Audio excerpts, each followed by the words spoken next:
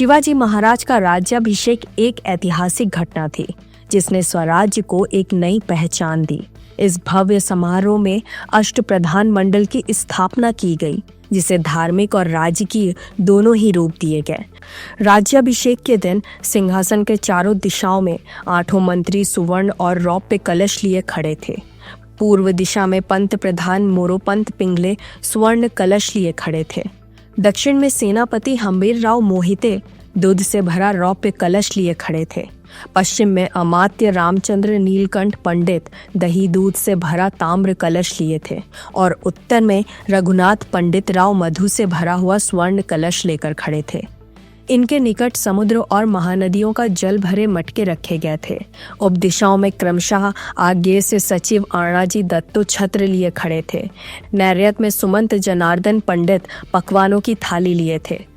वाव्या में मंत्री दत्तो त्रिम्बल चामर लिए थे और ईशान्य में न्यायाधीश बालाजी पंडित दूसरी चामर लिए खड़े थे। ये आयोजन न केवल शक्ति और एकता का प्रतीक था, बल्कि प्रशासनिक दक्षता का भी परिचय था। शिवाजी महाराज ने अष्टप्रधान मंडल के प्रत्येक मंत्री को विशिष्ट कार्य सौंपे थे। पहला, पंत प्रधान मोरोपंत त्रिम्बक पिंगले राज्य के सर्वोच्च मंत्री थे, जो समस्त प्रशासनिक कार्यों की देखरेख करते थे। वे शिवाजी महाराज की अनुपस्थिति में राज्य का संचालन करते थे और समस्त राजनीतियों पर उनकी निगरानी रहती थी। उनकी सूझबूझ और निर्णय क्षमता के कारण ही स्वराज्य की नींव और अधिक मजबूत हुई। उन्हें वार्षिक 15,000 होन का वेतन दिया जाता था। दूसरा, अमात्य रामचंद्र नीलकंठ पंडित वित्तीय प्रधान और कराधान के उत्तरदायी थे। राज्य के सभी महल और परगानों का हिसाब किताब वे बड़े ही कुशलता से संभालते थे। कर वसूली, राजकोष की देखरेख और राज्य की आर्थिक नीति को व्यवस्थित करना उनका प्रमुख कार्य था। उन्हें वार्षिक 12,000 होन वेतन दिया जाता था। तीसरा, सचिव अण्णाजी पंत दत्तो पत्र व्यवहार और आदेशों को व्यवस्थित करते थे। वे महाराज की ओर से जारी किए गए सभी आज्ञा पत्रों को तैयार करते और राज्य के सभी प्रशासनिक कार्यों को सुचारू रूप से संचालित करने में महत्वपूर्ण भूमिका निभाते थे। उनकी दक्षता के कारण ही स्वराज्य की प्रशासनिक प्रणाली सुदृढ़ बनी रही। उन्हें वार्षिक 10,000 होन वेतन दिया जाता था। चौथा, मंत्री दत्ताजी पंत त्रिम्बक महाराज के व्यक्तिगत और राजकीय मामलों का प्रबंध करते थे। वे शिवाजी महाराज की दिनचर्या, उनकी भोजन व्यवस्था, निजी सुरक्षा और निजी मामलों की देखरेख किया करते थे। उनके कार्यों में राज्य की सुरक्षा नीतियों और आंतरिक प्रशासन की बारीकियों का विशेष ध्यान रखा जाता था। उन्हें वार्षिक 10,000 होन वेतन दिया जाता था। पांचवा, सेनापति हंबीरराव मोहिते स्वराज्य की सेना के प्रमुख थे, जो शत्रु से रक्षा और युद्ध नीति के विशेषज्ञ थे। वे युद्ध की रणनीति तैयार करने, सैनिकों की भर्ती और सैन्य अभियानों की योजना बनाने में निपुण थे। उनके नेतृत्व में मराठा सेना अनकहे महत्वपूर्ण विजयों की साक्षी बनी।